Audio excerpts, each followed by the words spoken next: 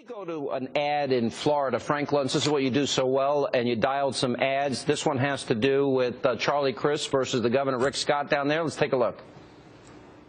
I'm running as a Republican. An independent. I'm running as a Democrat. Flippin' unbelievable. I think what we need to do is go ahead and repeal this thing. I think it's been great. Flippin' amazing. And I think it is a decision that a woman should make. Charlie Crist is pro-life.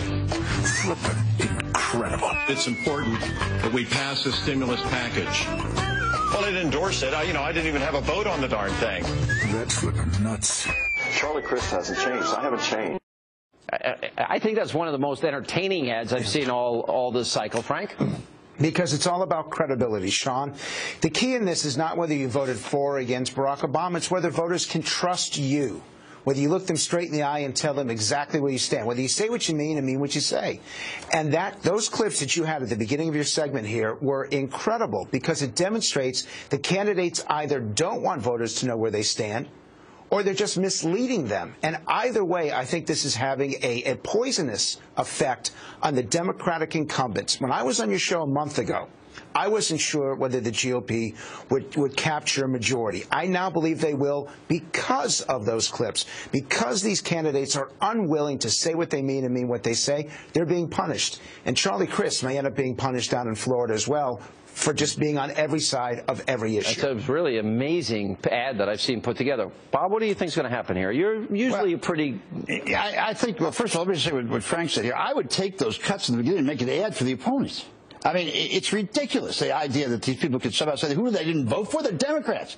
I mean, it's just the worst kind of politics. But I think it was going to happen right now. My count is 52 for the Republicans, 48. I think I'm about the same area you are. We may not. That's tonight. I want to say that's tonight. That's tonight. You might sleep on it and change tomorrow. No. I don't change it. I'm just saying it. You have to do these things day by day. Things change. You'd be surprised. Well, Larry, it's since October or certainly after Labor Day, any movement that we've really seen, except maybe with the exception of Georgia, has been towards the Republicans. Is that going to continue, you think? Yeah, Georgia and Kansas, I think, are the two main problems for the Kansas, Republicans. Pat Roberts came back. As you know, I think you follow our crystal ball a little bit.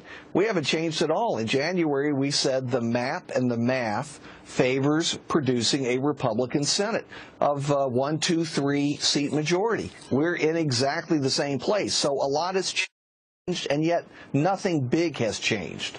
Yeah. All right, guys. Good to see you. We're going to watch. It's only 13 days away, Bob. You're just really excited. You're like a kid before Christmas, aren't you? No, I'm not. Yeah, you just can't wait for this. I'm not making a prediction. If I had to guess, I'm not, because if you put your fingers on it, it could change. Okay, thank you.